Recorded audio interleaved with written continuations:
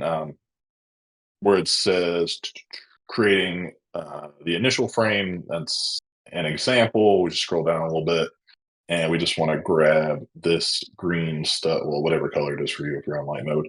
Just grab this string right here. Everything from this backtick to the ending backtick, inclusive of both of the ticks. Oh, so we don't need the Uh, rev status 200 or whatever? Rev status nope, 200? nope, Okay. you sure don't. Yeah, everything inside the parentheses, from the opening parenthesis to the close, would be, I guess, a better way to say it. Okay, but what happens if someone did copy that? Would it just not work? This looks like the built-in, it's either probably Express.js or the built-in HTTP framework to Node. Oh, okay. Because res typically means response. Uh, so they're responding with a status code of 200, which HTTP status codes are a whole other thing we can look at. But we're sending a response, and that is affirmative and not an error. And we're sending that response, this string, this document that we looked at, that this is the entirety of the frame. So this is all they need to send. So Okay. whenever and I actually haven't, maybe that's something we can look at together.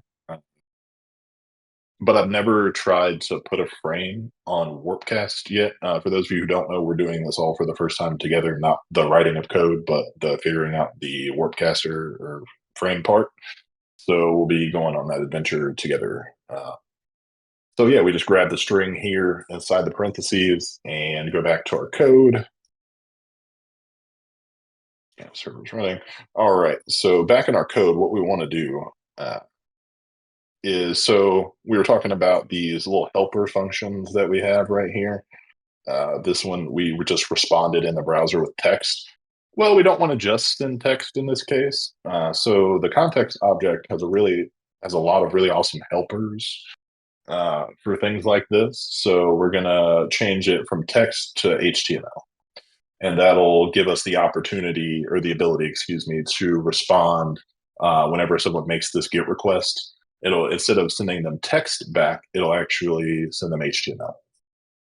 So that's what we want to do here, and not worry about that too much. We'll just throw in our backticks right here. So yeah, this will actually tell the browser that we're trying to send it some HTML.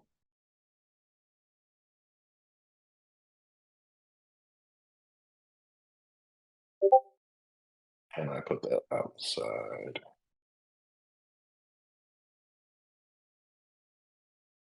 I'm trying to auto close my parentheses. There we go.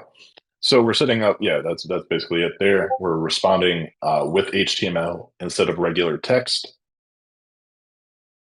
And this is just the doc type, basic HTML information. What I do want to do here is grab an image just for our initial proof of concept.